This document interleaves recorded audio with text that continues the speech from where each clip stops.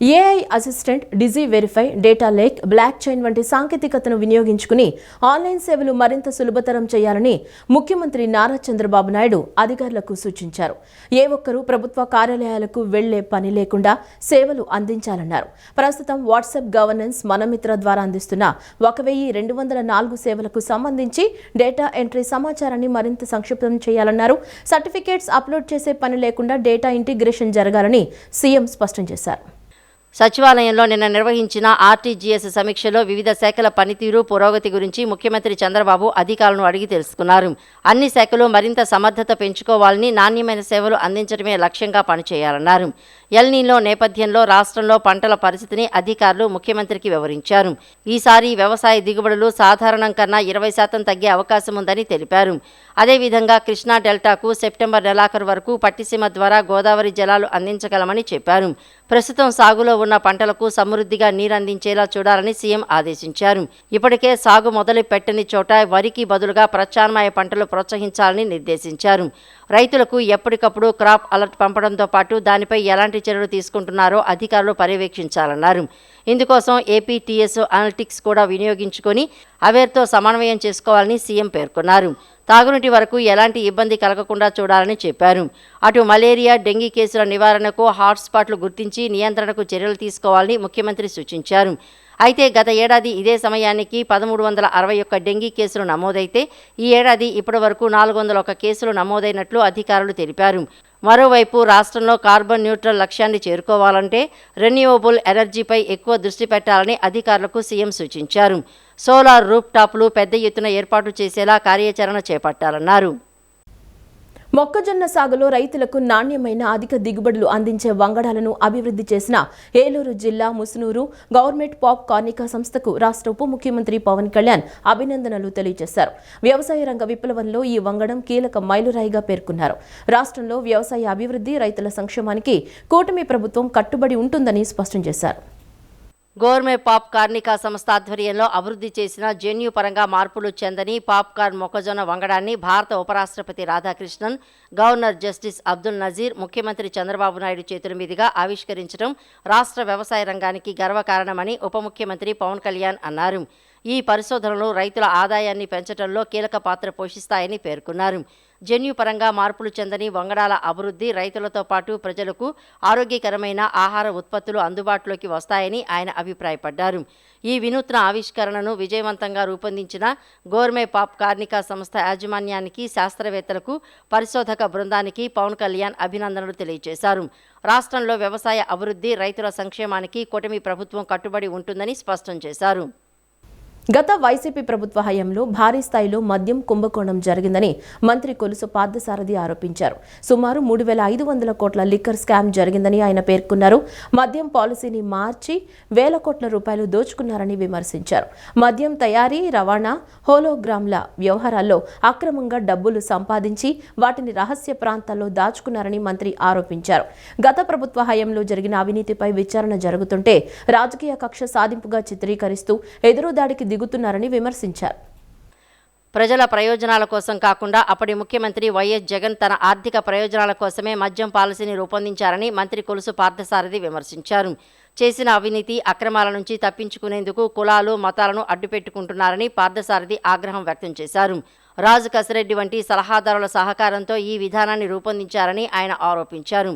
బలహీన వర్గాలకు చెందిన నాయకులను మద్యం వ్యవహారంలో పావులుగా ఉపయోగించుకుని చివరికి వారినే బాధ్యులను చేశారని వ్యాఖ్యానించారు. మద్యం వ్యాపారం ద్వారా వచ్చిన అక్రమ సొమ్మును విదేశాల్లో మైనింగ్, రియల్ ఎస్టేట్ వంటి వ్యాపారాల్లోకి మళ్లించారని పార్థసారథి ఆరోపించారు. తమపై కేసులు నమోదైతే కోర్టులపై నమ్మకం లేదంటూ రాజకీయ కక్ష సాధింపుగా ఆరోపణలు చేస్తున్నారని విమర్శించారు.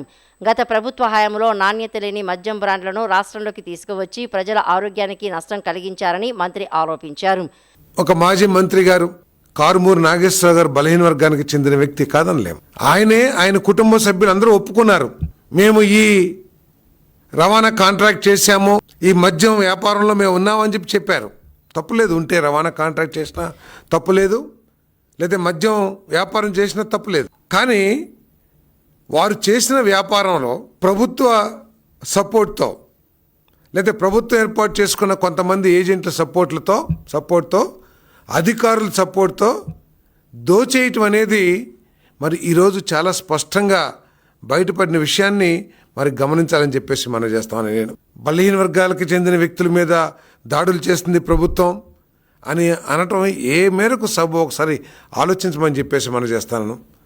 ఒక్కోసారి భవిష్యత్తులో ఉపయోగపడతారని చెప్పేసి బలహీన వర్గానికి చెందిన నాయకుల్ని ఇటువంటి కార్యక్రమాలకి ప్రత్యేకంగా ఉపయోగించుకున్నారేమో అని చెప్పేసి బలహీన వర్గాలు కూడా అనుమానపడుతున్నారని చెప్పేసి కూడా నేను ఈ సందర్భంగా తెలియజేస్తామని నేను.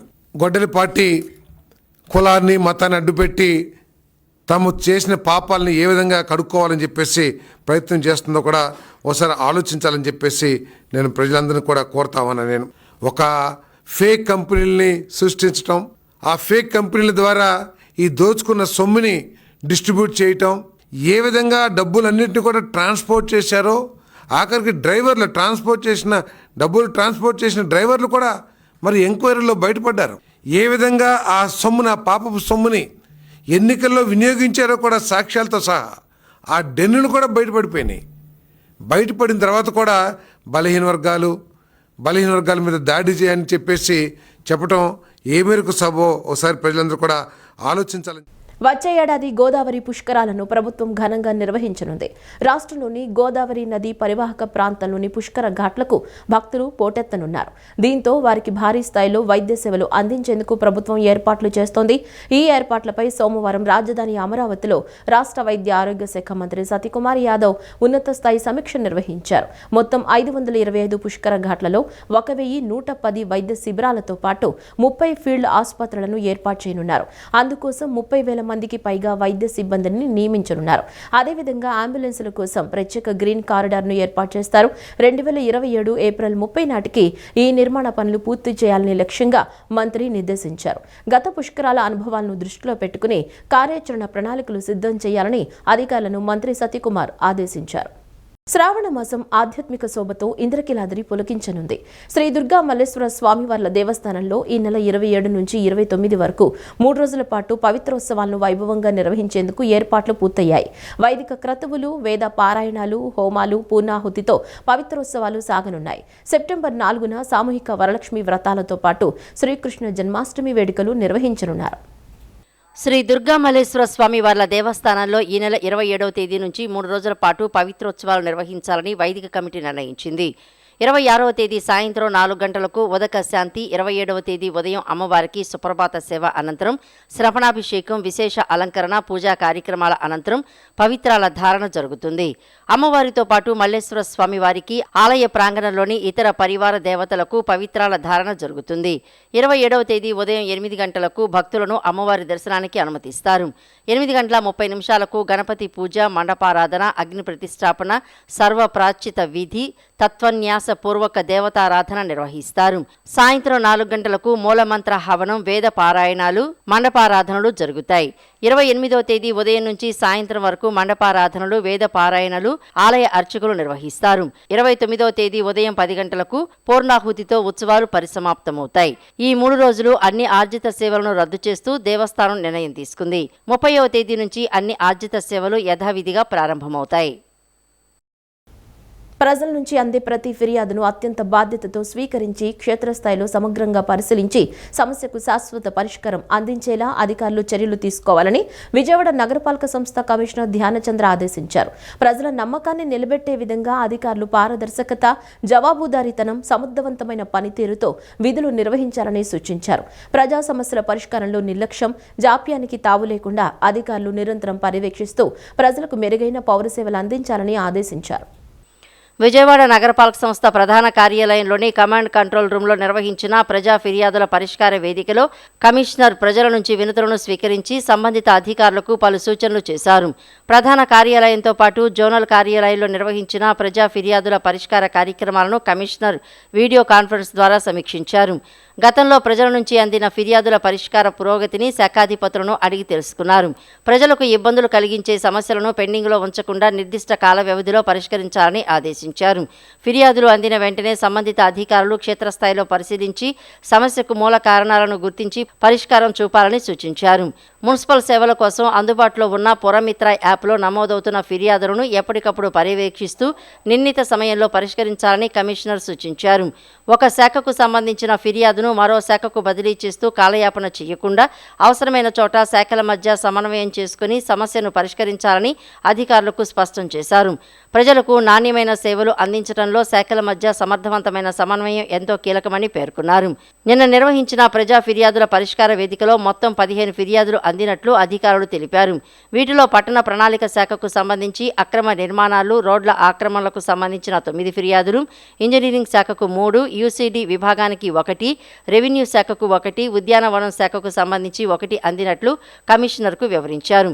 ప్రతి ఫిర్యాదును సంబంధిత అధికారులు స్వయంగా పరిశీలించి సమస్యకు శాశ్వత పరిష్కారం అందించేలా చర్యలు తీసుకోవాలని కమిషనర్ ఆదేశించారు. తాత్కాలిక చర్యలతో సమస్యను ముగించకుండా అదే సమస్య తిరిగి పునరావృతం కాకుండా అవసరమైన శాశ్వత చర్యలు చేపట్టాలని సూచించారు. ప్రజల నుంచి వచ్చే ఫిర్యాదులను కేవలం దరఖాస్తులుగా కాకుండా నగర పాలనను మరింత మెరుగుపరిచేందుకు వచ్చిన సూచనలుగా పరిగణించాలని తెలియజేశారు. అభివృద్ధిలో రాజకీయాలకు తావు లేకుండా గన్నవరం నియోజకవర్గంలోని ప్రతి గ్రామాన్ని సమానంగా అభివృద్ధి చేయడమే లక్ష్యంగా పనిచేస్తున్నానని ఏపీ ప్రభుత్వ విప్ గన్నవరం నియోజకవర్గ శాసనసభ్యులు యార్లగడ్డ వెంకట్రావు అన్నారు. రాజకీయ పార్టీలో భిన్నాభిప్రాయాలు, వర్గాలు ఉండటం సహజమేనని, అయితే అంతిమంగా తెలుగుదేశం పార్టీ బలోపేతానికి అందరూ కలిసి పనిచేయాలన్నారు. రానున్న సర్పంచ్, ఎంపీటీసీ ఎన్నికల్లో గ్రామంలో పార్టీ విజయానికి నాయకులు, కార్యకర్తలు సమిష్టిగా కృషి చేయాలని కోరారు. తనకు ఓట్లు ఎక్కువగా వచ్చిన గ్రామాలకే అభివృద్ధి పరిమితం చేయకుండా ఎన్నికల్లో ప్రతికూల ఫలితం వచ్చిన గ్రామాలపైన ప్రత్యేక దృష్టి సారిస్తున్నామని ఎమ్మెల్యే చెప్పారు. కృష్ణా జిల్లా బాపులపాడు మండలం రేమల్లె గ్రామంలో నిన్న నిర్వహించిన 2 ఏళ్ల పాలన, అభివృద్ధి, సంక్షేమం కార్యక్రమంలో ఏపీ ప్రభుత్వ విప్ గన్నవరం నియోజకవర్గ శాసనసభ్యులు యార్లగడ్డ వెంకట్రావు పాల్గొన్నారు. కూటమి నాయకులతో కలిసి ఇంటింటికి వెళ్లి ప్రభుత్వం 2 ఏళ్లలో అమలు చేసిన సంక్షేమ కార్యక్రమాలు, చేపట్టిన అభివృద్ధి పనులను కరపత్రాల ద్వారా వివరించారు. గ్రామంలో 20 లక్షల రూపాయల వ్యయంతో చేపట్టనున్న డ్రైనేజీ పనులకు శంకుస్థాపన చేసి 7 లక్షలతో నిర్మించిన సిమెంట్ రోడ్డును ప్రారంభించారు. ఈ సందర్భంగా యార్లగడ్డ మాట్లాడుతూ 2024 సార్వత్రిక ఎన్నికల్లో రేమల్లె గ్రామం నుంచి కూటమికి 195 ఓట్లు మెజారిటీ వచ్చిందని తెలిపారు. గతంలోనూ తెలుగుదేశం పార్టీకి గ్రామంలో అత్యధికం లభించిందని గుర్తు చేశారు. మడిచెర్ల లాంటి గ్రామంలో తనకు ప్రతికూల ఫలితం వచ్చినప్పటికీ 5.7 కోట్లతో అభివృద్ధి పనులు చేపట్టామని, నాగవరపాడులోనూ ఇదే విధంగా పనులు చేస్తున్నామని తెలియజేశారు. రాజకీయ కక్ష సాధింపులకు తాను వ్యతిరేకమని, ప్రజల అవసరాలే అభివృద్ధికి ప్రాధాన్యమని స్పష్టం చేశారు. రేమల్లె గ్రామంలో ఇప్పటి వరకు 2.91 కోట్లతో వివిధ అభివృద్ధి పనులు చేపట్టామని, మరో 2.4 కోట్ల విలువైన పనులకు ప్రతిపాదనలు సిద్ధం చేశామని యార్లగడ్డ తెలియజేశారు. గ్రామంలో రహదారులు, డ్రైనేజీ, తాగునీరు, విద్యుత్తు, ఇతర మౌలిక వసతులపై దృష్టి సారిస్తున్నామని చెప్పారు. రేమల్లె గ్రామంలో సుమారు 5,000 మంది జనాభా ఉండగా 2,800 మందికి ఇంటింటికి వెళ్లి ఉచితంగా రక్త పరీక్షలు నిర్వహించడం అభినందనీయమని యార్లగడ్డ పేర్కొన్నారు.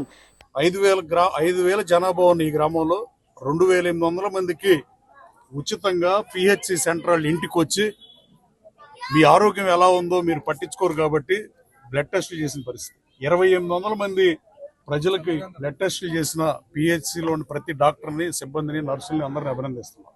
ఇంతకుముందు గతంలో ఎప్పుడు జరగలా. ఈ నియోజకవర్గానికి 10 మంది శాసనసభ్యులు అయ్యారు. నేను చెప్పినట్టే 10 మందిలో 6 మాజీ శాసనసభ్యులు ఇప్పుడు ఉన్నారు. ఆ 6 మాజీ శాసనసభ్యులు ఉన్న అంతకుముందు ఈ నియోజకవర్గం గన్నవరమే ఫేమస్. గన్నవరమే బ్రాండ్ తప్ప ఆల్యూడు చెప్తున్నట్టు నా వల్ల అయింది, నీ వల్ల అయింది అనేది వచ్చేపోతుంది. కేవలం పుచ్చలపల్లి సుందరయ్య గారి వల్ల ఈ నియోజకవర్గానికి ఖ్యాతి వచ్చింది. ఆ రోజున కమ్యూనిస్ట్ పార్టీ 62 అధికారంలోకి వస్తే ముఖ్యమంత్రి అభ్యర్థిగా ఆయన ఉన్న పరిస్థితి. తర్వాత పిసిసి అధ్యక్షుడు ఉన్న కాకాని వెంకటరత్న గారు 68లో ఆయన ఒక్కడే మంత్రిగా పనిచేసిన నియోజకవర్గం. అలాగే తర్వాత ఎవరు విప్గా కూడా పనిచేయాలి, ఓన్లీ ఎమ్మెల్యేగా పనిచేశారు. ఆ విప్ ఇచ్చినందుకు ముఖ్యమంత్రి గారికి కూడా ధన్యవాదాలు తెలియజేస్తూ, రాబోయే కాలంలో ప్రతి గ్రామాన్ని అభివృద్ధి లక్ష్యంగా, నాకు మైనస్ వచ్చిన గ్రామాలని మొన్న మడిచెర్లలో 5,70,00,000 పెట్టి అభివృద్ధి పనులు చేస్తే, నిన్న నాగవరపాడు వెళ్ళా. నాగవరపాడులో 700 ఓట్లు ఉంటే 1,160 మంది జనాభా ఉంటే 1000 మందికి బ్లడ్ టెస్ట్ చేయించాం. అలాగే అదే గ్రామంలో నాకు 109 ఓట్లు మైనస్ వచ్చింది. మడిచెర్లలో నాకు మైనస్ వచ్చింది. అంటే ప్లస్ వచ్చిన వాళ్ళకి డెఫినెట్గా చేయాల్సిన అవసరం ఉంది. మైనస్ వచ్చిన వాళ్ళకి కూడా రాజకీయ ప్రేరేపిత కక్షలో రాజకీయంగా మాకు అనుకూలంగా లేరనో, అభివృద్ధి విషయంలో రాజకీయాలు చేయనని చెప్పి ఎన్నికల ముందు అలాగే చేస్తున్నాం. రోడ్లో అనేక గ్రామాల్లో కూడా అభివృద్ధి పదంలో తీసుకువెళ్తూ సాక్షాత్కారంగా నేను చూసినటువంటి ఏరియాస్ కూడా ఉన్నాయి. దాదాపుగా 1000 కోట్లు పైచిల్కి 2 years లో కూడా రాష్ట్ర ప్రభుత్వం, కుటుంబ ప్రభుత్వంలో మన ప్రియతమ నాయకులు చంద్రబాబు నాయుడు గారు వెంటనే అడగగానే ఇచ్చినటువంటి అభివృద్ధి పనులన్నీ కూడా నేను ఈ రోజున చూడటం జరిగింది. అలాగే బీసీలకు న్యాయం చేయడంలో తెలుగుదేశం పార్టీకి ప్రత్యామ్నాయం లేదని విజయవాడ పశ్చిమ నియోజకవర్గ టీడీపీ ఇన్ఛార్జ్ పార్టీ జాతీయ ఉపాధ్యక్షుడు బుద్దా వెంకన్న అన్నారు. బీసీలంటే టీడీపీ, టీడీపీ అంటే బీసీలు అనే అనుబంధం దశాబ్దాలుగా కొనసాగుతోందని పేర్కొన్నారు. బీసీల గురించి మాట్లాడే అర్హత వైసీపీకి లేదని, అధికారంలో ఉన్నప్పుడు బీసీల రిజర్వేషన్లను తగ్గించిన జగన్ ఇప్పుడు ఏం చేశానని గొప్పలు చెప్పుకోవడం విడ్డూరంగా ఉందని విమర్శించారు. బీసీల రిజర్వేషన్లు ఎందుకు తగ్గించారు? బీసీలకు ఏదో చేశామని జగన్ చెప్పుకునే ముందు తన హయాంలో బీసీల రిజర్వేషన్ శాతం ఎందుకు తగ్గించారో సమాధానం చెప్పాలని బుద్దా వెంకన్న డిమాండ్ చేశారు. విజయవాడ పశ్చిమ నియోజకవర్గ టీడీపీ ఇన్ఛార్జి పార్టీ జాతీయ ఉపాధ్యక్షుడు బొద్దా వెంకన్న నిన్న తన కార్యాలయంలో విలేకరుల సమావేశం నిర్వహించారు. సమావేశంలో ఆయన మాట్లాడుతూ బీసీ నేతలుగా చెప్పుకునేవారు అప్పట్లో జగన్ను ఎందుకు ప్రశ్నించలేదని నిలదీశారు. స్థానిక సంస్థల ఎన్నికలు సమీపిస్తున్న నేపథ్యంలోనే వైసీపీ నేతలకు బీసీలు గుర్తుకొచ్చారని విమర్శించారు. రాష్ట్రంలో బీసీలను గుర్తించి రాజకీయంగా ప్రోత్సహించింది ఎన్టీఆర్ అని, ఆ తర్వాత అదే విధానాన్ని చంద్రబాబు కొనసాగించారని బొద్దా వెంకన్న అన్నారు. చంద్రబాబు నాయకత్వంలో బీసీలు రాజకీయంగా, ఆర్థికంగా ఎదిగేలా అనేక కార్యక్రమాలు చేపట్టారని తెలిపారు. బీసీలకు కేవలం పదవులు ఇవ్వడం కాకుండా వారు స్వయం సమృద్ధి సాధించేలా రుణాలు, ఉపాధి అవకాశాలు కల్పించాల్సిన అవసరం ఉందన్నారు. రాష్ట్రంలో వేలాది మంది జీవిస్తున్నారని, వారికి ఆధునిక పనిముట్లు, రుణాలు, మార్కెటింగ్ సదుపాయాలు కల్పించాలని చెప్పారు. ఒక కుటుంబానికి పదవి లేదా ప్రయోజనం కల్పించి బీసీలందరికీ న్యాయం చేసినట్లు చెప్పడం సరికాదన్నారు.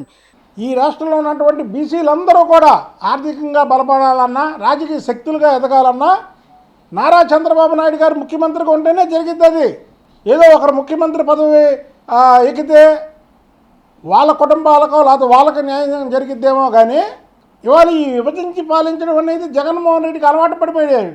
అసలు బీసీలు అనేవాళ్ళు ఈ రాష్ట్రంలో తెలుగుదేశం పార్టీకి వన్ సైడ్ ఉంటామని ప్రతి ఒక్కరికి తెలుసు. ఇవాళ మీరు బీసీ మీటింగ్లో బీసీలకి మేము అది ఇచ్చేసాం, అసలు మీరు రిజర్వేషన్లు ఎందుకు తగ్గించారు? మీరు రిజర్వేషన్లు బీసీలకి ఎందుకు తగ్గించారో చెప్పండి ముందు జగన్మోహన్ రెడ్డి గారు. ఎవరన్నా ఉన్న శాతాన్ని పెంచుతారు కానీ రాజకీయాల్లో ఉన్న శాతాన్ని తగ్గించడం మిమ్మల్ని చూసాం. మీకు బీసీల గురించి మాట్లాడే అర్హత ఎక్కడి నుంచి వచ్చింది? ఇవాళ మీరు బీసీ నాయకులుగా జగన్మోహన్ రెడ్డి ఆ సభలో పాల్గొన్న వాళ్ళు మీరు ఎందుకు అడగలా? మీరు బీసీల శాతం ఎందుకు తగ్గించారండి? వాళ్ళు బీసీల దగ్గరికి ఏ ముఖం పెట్టుకొని మేము వెళ్ళాం, ఏం మాట్లాడడం మేము వెళ్ళి? మీరు తగ్గించిన దానికి అవతల బీసీలు అడిగితే దానికి ఏం సమాధానం చెప్పాలని మీరు జగన్మోహన్ రెడ్డి ఎందుకు ప్రశ్నించలా? ధర్మాన ప్రసాద్ గారు అంత సీనియర్ నాయకులు అయ్యండి, నలుగురికి రాజ్యసభ ఇచ్చారు, ఉప ముఖ్యమంత్రి ఇచ్చారు అని చెప్తారండి. నలుగురిలో ఎంతమంది ఉన్నారు చెప్పండి? 3 ఉన్నారు. కూటమి ప్రభుత్వం అధికారంలోకి వచ్చాక తెలుగుదేశం పార్టీ తరఫున ఈ 2 ఏళ్ళలో ఇద్దరికి రాజ్యసభ సభ్యులు ఇచ్చాం. పదవులే ముఖ్యం కాదు, బీసీలకి ఆత్మగౌరవం ముఖ్యం. ఉద్యోగుల న్యాయమైన డిమాండ్లు నెరవేర్చాలని ఐకాసా రాష్ట్ర కమిటీ అనేకసార్లు ప్రభుత్వం దృష్టికి తీసుకువెళ్లినా కాలయాపన చేస్తోందని చైర్మన్ బొప్పరాజు వెంకటేశ్వర్లు మండిపడ్డారు. ఉద్యోగుల హక్కులు, ఆత్మాభిమానం, భవిష్యత్ ప్రయోజనాల పరిరక్షణకు ఉద్యమించక తప్పని పరిస్థితిని ప్రభుత్వమే కల్పించిందని తెలిపారు. ఈ నెల 28న నిర్వహించే సదస్సులో ఉద్యోగుల సమస్యలపై సమగ్రంగా చర్చిస్తామని, ఈ సదస్సులో ఉద్యోగులు పాల్గొని జయప్రదం చేయాలని కోరారు. ఉద్యోగుల న్యాయమైన సమస్యలను పరిష్కరించడంలో ప్రభుత్వం చూపుతున్న నిర్లక్ష్య వైఖరిని విడనాడాలని ఏపీ జేఏసీ అమరావతి నాయకులు డిమాండ్ చేశారు. సంవత్సరాల తరబడి పెండింగ్లో ఉన్న సుమారు 40,000 కోట్ల బకాయిలను వెంటనే సాధించుకోవడంతో పాటు ఉద్యోగుల ఆత్మగౌరవాన్ని కాపాడుకునేందుకు రాష్ట్రంలోని ఉద్యోగులంతా ఒకతాటిపైకి వచ్చి ఐక్య పోరాటాలకు సిద్ధం కావాలని వారు పిలుపునిచ్చారు. విజయవాడలోని మాకినేని బసవపున్నయ్య ఆడిటోరియంలో ఈ నెల 28వ తేదీన నిర్వహించనున్న రాష్ట్ర స్థాయి సదస్సును పురస్కరించుకుని ప్రత్యేక పోస్టర్ మరియు కరపత్రాలను జేఏసీ రాష్ట్ర నాయకులు బొప్పరాజు వెంకటేశ్వర్లు, పలిశెట్టి దామోదర్రావు, టీవీ ఫణిపేర్రాజు, తిమ్మసర్తి నాగేశ్వరరావు, పి లక్ష్మి, పొన్నూరు విజయలక్ష్మి తదితరులు ఆవిష్కరించారు. ఈ సందర్భంగా AP JAC Amaravati chairman Bopparaju Venkateswarlu మాట్లాడుతూ ఉద్యోగులు తమ సమస్యల పరిష్కారం కోసం ఎన్నిసార్లు వినతి పత్రాలు ఇచ్చినా, చర్చల్లో పాల్గొన్నా ప్రభుత్వం నుంచి ఎలాంటి సానుకూల నిర్ణయాలు రావడం లేదని ఆవేదన వ్యక్తం చేశారు. ఎన్నికల ముందు కూటమి నాయకులు ఇచ్చిన హామీలను నెరవేర్చాలని కోరారు. చర్చల పేరుతో కాలయాపన చేస్తూ ఉద్యోగుల ఆత్మగౌరవాన్ని దెబ్బతీసేలా ప్రభుత్వం వ్యవహరిస్తోందని, ఉద్దేశపూర్వకంగానే ఉద్యోగులను ఉద్యోగాల వైపు నెడుతున్నారని ఆయన అభిప్రాయపడ్డారు. మా పేరు ప్రఖ్యాతుల కోసమో మా సంఘం కోసమో వెళ్తే ఉద్యోగులకు నష్టం జరుగుతుందని ప్రభుత్వం ప్రధానంగా మంత్రివర్యులు చెప్పినటువంటి మాటలు నమ్మి మేము చర్చలకు వచ్చింది వాస్తవమా కాదా? ఏపీజేఎస్ అమరావతితో 10-11 తేదీలలో చర్చలు చేస్తే అన్ని ఉద్యోగ సంఘాలతో చర్చలు చేయండి, జాయింట్ స్టాఫ్ కౌన్సిల్ సమావేశం నడపండి, తద్వారా మా సమస్యలు పరిష్కరించండి అని చెప్పిన మీదట గత నెల 22వ తారీఖున అంటే నెల రోజుల క్రితం జాయింట్ స్టాఫ్ కౌన్సిల్ సమావేశం జరిపారు కదా.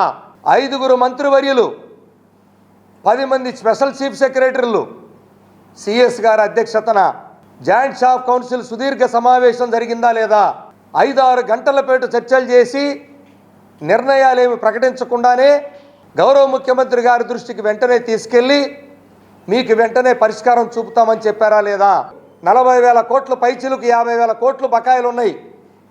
ఇదిగో ఈ బకాయిలు ఈ రూపంలో ఉన్నాయి. ఈరోజు ఇవి ఇవ్వగలుగుతా, లేకపోతే రేపు ఇస్తాం, లేకపోతే ఎల్లుండి ఇస్తాం. ఒక రోడ్డు మ్యాప్ని ఎందుకు ఇవ్వలేకపోతున్నారు? ఇవాళ ఉద్యోగుల గౌరవాన్ని పునఃప్రతిష్ఠ చేస్తామన్నారు. అంటే గత ప్రభుత్వం గౌరవాన్ని తగ్గించింది ఉద్యోగులకి, ఆ గౌరవాన్ని ప్రతిష్ఠింప చేస్తామన్నారు. అంటే ఇవాళ ఉద్యోగ సంఘాలతో చర్చలు జరపకుండా, ఉద్యోగుల బకాయిలు 3 సంవత్సరాలు ఇవ్వకుండా, ఎన్నికల ముందు ఐఆర్ ఇస్తామని ఐఆర్ ప్రకటించకుండా, పీఆర్సీ కాలపరిమితి అయిపోయి 3 సంవత్సరాలు అయిపోయినా సరే ఇవ్వకుండా, చర్చల పేరుతో కాలయాపన చేస్తూ చేయడమైనా ఉద్యోగుల గౌరవాన్ని ఆత్మాభిమానాన్ని పెంచేది? స్టేట్లో ఎవరైతే యాక్టివ్గా ఉద్యోగుల పక్షాన పోరాడుతున్న సంఘాలు ఉన్నాయో, ఇది ఏపీ ఎన్జిఓస్ జేఏసీ కానీ, అటు టీచర్ల సంఘాలు, ఫ్యాక్టరీ తరపున టీచర్ల సంఘాలు కానీ, ఏపీ సెక్రటరియట్ అసోసియేషన్ కానీ, ఇతర సంఘాలు కానీ, ఎవరైనా కానీ మేము ముందడిగేసి ఏపీజేఏసీ అమరావతి పక్షాన తీవ్ర ఇబ్బందులు పడుతున్న ఉద్యోగుల పక్షాన ఉద్యమ కార్యాచరణ దిశగా ముందుకు సాగుతున్నాం. ఏపీజేఎస్ అమరావతి మహిళ ఇప్పటికైనా మా మీద కనికరం ఉంచి పీఆర్సీ కమిషన్ని వేసి ఐఆర్ని ప్రకటించి డిఏలు ఎప్పటికప్పటికి రిలీజ్ చేసి మమ్మల్ని అందరినీ, మా కుటుంబాలని కాపాడవలసిందిగా కోరుకుంటున్నాము. అలాగే ఇంకొక విషయం ఏంటంటే ఆరోగ్య కార్డు. అసలు దాని పరిస్థితి ఎలా ఉందంటే, ఈ రోజున రిటైర్డ్ అయిన ఉద్యోగిని చూసినట్లయితే వాళ్ళ ఏజ్ దాదాపుగా 62 ఏళ్ల తర్వాత రిటైర్ అయిన తర్వాత వాళ్ళ అనారోగ్య సమస్యలు ఎక్కువగా ఉంటాయి సహజంగానే. పాపం వాళ్ళకు కూడా ఈ ఆరోగ్య కార్డు పనిచేయకపోతే వాళ్ళకి చాలని వచ్చే పెన్షన్లతో, అంటే పెరగని పెన్షన్లతో వాళ్ళు ఏ విధంగా ఇబ్బందులు పడుతున్నారు అనేది అందరికీ తెలిసిన విషయమే. శ్రీ దుర్గా మల్లేశ్వర స్వామివార్ల దేవస్థానం హుండీల్లో భక్తులు సమర్పించిన కానుకలను మల్లికార్జున మహామండపం 6వ అంతస్తులో నిన్న లెక్కించారు. 18 రోజుల్లో భక్తులు సమర్పించిన కానుకలను లెక్కించగా 3,91,17,684 రూపాయలు ఆదాయం వచ్చినట్లు దేవస్థానం అధికారులు తెలిపారు. శ్రీ దుర్గా మల్లేశ్వర స్వామివార్ల దేవస్థానం హుండీలో భక్తులు సమర్పించిన కానుకలను మల్లికార్జున మహామండపం 6వ అంతస్తులో నిన్న లెక్కించారు. 18 రోజుల్లో భక్తులు సమర్పించిన కానుకలను లెక్కించగా 3,91,17,684 రూపాయలు ఆదాయం వచ్చినట్లు దేవస్థానం అధికారులు తెలిపారు. కానుకలతో పాటు 306 గ్రాముల బంగారం, 4 కిలోల 170 గ్రాముల వెండి వస్తువులను భక్తులు మొక్కుల రూపంలో చెల్లించారు. విదేశీ కరెన్సీ 663 యుఎస్ఏ డాలర్లు, 840 United Arab Emirates, 90 England pounds, 28 Singapore dollars, 20 Hong Kong dollars, 90 Canada dollars, 20 New Zealand dollars వచ్చినట్లు దేవస్థానం అధికారులు తెలిపారు. సీసీ కెమెరాల్లో కానుకల లెక్కింపును రికార్డు చేశారు. దేవస్థానం సెక్యూరిటీ, ఎస్పీఎఫ్, 1 టౌన్ పోలీసులు భద్రతా ఏర్పాట్లు చేశారు. దేవస్థానం పాలక మండలి చైర్మన్ రాధాకృష్ణ, సభ్యురాలు సరిత, ఏసీ రంగారావు కానుకల లెక్కింపును పర్యవేక్షించారు. విజయవాడ నగరాన్ని డ్రగ్స్ రహితంగా మార్చడమే లక్ష్యంగా పనిచేస్తున్నట్లు సత్యనారాయణపురం సీఐ లక్ష్మీనారాయణ తెలిపారు. గంజాయి విక్రయిస్తున్న వారిని పట్టిస్తే 5,000 రూపాయలు, గంజాయి సేవిస్తున్న వారి వివరాలు తెలిపితే 1,500 రూపాయల రివార్డు అందజేస్తామన్నారు. గంజాయి నిరోధానికి కఠిన చర్యలు కొనసాగుతాయని హెచ్చరించారు. నగర పోలీస్ కమిషనర్ ఆదేశాల మేరకు సత్యనారాయణపురం పోలీస్ స్టేషన్లో నిన్న సాయంత్రం సీఏ లక్ష్మీనారాయణ విలేకరుల సమావేశం నిర్వహించారు. సమావేశంలో ఆయన మాట్లాడుతూ, నగరంలో కానీ తమ పోలీస్ స్టేషన్ పరిధిలో కానీ గంజాయి విక్రయిస్తున్నా, సేవిస్తున్నా అటువంటి వారి వివరాలు తమకు తెలియజేసినట్లయితే వారికి నజరానా అందజేస్తామన్నారు. డ్రగ్స్ రహిత నగరానికి ప్రజలంతా సహకరించాలని ఇప్పటికే పోలీస్ స్టేషన్ పరిధిలో సమస్యాత్మక ప్రాంతాలను గుర్తించి ఆయా ప్రాంతాల్లో ప్రత్యేక నిఘా ఏర్పాటు చేసి సత్ఫలితాలు సాధించామని చెప్పారు. సత్యనారాయణపురం, భావాజీపేట, పూర్ణానందంపేట తదితర ప్రాంతాల్లో దాదాపు 500 మందికి ప్రత్యేక డ్రగ్స్ పరీక్షలు నిర్వహించగా అందులో 78 మందికి పాజిటివ్ వచ్చినట్లుగా గుర్తించామన్నారు. వారిని వేధింపులకు గురి చేయకుండా ప్రత్యేక కౌన్సిలింగ్ ఏర్పాటు చేసి పునరావాస ప్రాంతాల్లో వారికి వైద్య పరీక్షలు చేస్తున్నట్లు చెప్పారు. 19 సంవత్సరాల నుంచి 25 సంవత్సరాల లోపు వాళ్ళు ఈ గంజాకి ఎడిట్ అయిన వాళ్ళు ఉన్నారు. వాళ్ళందరినీ కూడా సిపి గారు రాజశేఖర్ బాబు ఐపీఎస్ గారు ఆదేశాల ప్రకారంగా కౌన్సిలింగ్ చేసి రిహాబిలిటేషన్ సెంటర్కి పంపించడం వల్ల వాళ్ళలో కొంత మార్పు అనేది జరిగింది. వాళ్ళ తల్లిదండ్రులకు కూడా తెలిసి వాళ్ళు కూడా జాగ్రత్తగా వాళ్ళు చూసుకోవడం, వాళ్ళు ఫాలోఅప్ చేసుకోవడం వల్ల కొంతవరకు వాళ్ళు మారారని చెప్పొచ్చు. తర్వాత 3.0లో భాగంగా వాళ్ళకి 2.0లో టెస్టులు చేశాము, కౌన్సిలింగ్ చేశాము. 3.0లో భాగంగా వాళ్ళకి మళ్ళీ టెస్టులు నిర్వహించడం జరిగింది. అప్పుడు పోలీస్ స్టేషన్ కంప్లైంట్ వచ్చిన వాళ్ళు కూడా వాళ్ళ ప్రత్యర్థి మీద, అంటే ఎవరి మీద అయితే కంప్లైంట్ చేస్తున్నారో వాళ్ళు గంజా బ్యాచ్తో మమ్మల్ని అటాక్ చేస్తామన్నారు, బెదిరిస్తున్నారు, గంజా బ్యాచ్ని తీసుకొచ్చి మా మీద దాడి చేయించారు, ఇలాంటి కంప్లైంట్లు. 112 కాల్ చేసినా ఇక్కడ గంజాయి వాళ్ళు ఉన్నారు, గంజాయి తాగుతున్నారని, లేదా ఎక్కడన్నా ఎవరన్నా నేను చెప్పిన గంజాయి తాగుతున్నారని, ఎవరన్నా అడిగినా గంజాయి తాగుతున్నారని చెప్తున్నారు. కానీ ఆ డిఫరెన్స్ చూడమని నేను మా అభ్యర్థన. చాలామంది కమిషనరేట్లో మా సిపి గారు ఎన్డీపీఎస్ యాక్టు, పీడీ యాక్టులు పెట్టడం, వీళ్ళందరూ కూడా జైల్లో ఉన్నారండి. ఇప్పుడు సెల్లింగ్ చేసే వాళ్ళందరూ కూడా జైల్లో ఉన్నారు. అంటే యాపిచ్చి వాళ్ళు మారరు అనుకున్న వాళ్ళు జైలుకి పంపించారు. విలేకరుల సమావేశంలో ఎస్ఐలు సౌజన్య, కరీముల్లా, సిబ్బంది తదితరులు పాల్గొన్నారు. కంకిపాడు పోలీస్ స్టేషన్ పరిధిలోని ఖాళీ స్థలాల్లో తనిఖీలు చేపట్టి గంజాయి విక్రయాలకు పాల్పడుతున్న 4 యువకులను పోలీసులు అరెస్టు చేశారు. మరో 3 బాలలను అదుపులోకి తీసుకున్నారు. వీరి వద్ద నుంచి 7.125 కిలోలు గంజాయి స్వాధీనం చేసుకున్నారు. 5 ఫోన్లు, 4 బైక్లను స్వాధీనం చేసుకున్నారు. కంకిపాడు పోలీస్ స్టేషన్లో గన్నవరం డీఎస్పీ ధర్మేంద్ర నిన్న విలేకరుల సమావేశం నిర్వహించారు. ఆయన మాట్లాడుతూ కంకిపాడు పోలీసులకు అందిన సమాచారం, ఈగల్ టీం సహకారంతో ఈ నెల 23వ తేదీ రాత్రి పునాదిపాడు పంచాయతీ పరిధిలోని ఉలవచారు కంపెనీ వద్ద గల ఖాళీ స్థలాల్లో తనిఖీలు చేపట్టారు. గంజాయి కలిగి ఉన్న 2 వ్యక్తులను అదుపులోకి తీసుకున్నారు. వారు ఇచ్చిన సమాచారంతో పునాదిపాడు ఉప్పలూరు రోడ్డులోని ఆంజనేయస్వామి ఆలయం సమీపంలోని ఖాళీ స్థలాల్లో మరో 5గురిని అదుపులోకి తీసుకున్నారు. వీరిలో పునాదిపాడు గ్రామానికి చెందిన కొండూరు బాబు, రాజేంద్ర ప్రసాద్, దొండపాటి శరణ్, నందిపాముల విజయ్ కుమార్, కంకిపాడుకు చెందిన ఎడ్ల దుర్గాప్రసాద్ను సోమవారం అరెస్ట్ చేశారు. మిగిలిన 3 బాలలు కావడంతో పోలీసుల పర్యవేక్షణలో ఉంచారు. మన్యం జిల్లా సీలేరు, ఒడిశా పరిసర ప్రాంతాల నుంచి బైక్స్పై గంజాయి తీసుకువచ్చి అక్కడ విక్రయిస్తున్నట్లు పోలీసుల విచారణలో తేలింది. ఈ ప్రాంతానికి తీసుకువచ్చిన గంజాయిని విక్రయించేందుకు వీరు బైకులను దొంగతనం చేశారు. వివిధ ప్రాంతాల్లో చోరీ చేసిన 3 బైకులతో పాటుగా సొంత బైక్స్పై గంజాయిని తీసుకువెళ్లి విక్రయించి సొమ్ము చేసుకుంటున్నారు. గంజాయికి బానిసలుగా తయారై అదే మార్గాన్ని ఆదాయ మార్గంగా ఎంచుకున్నారు.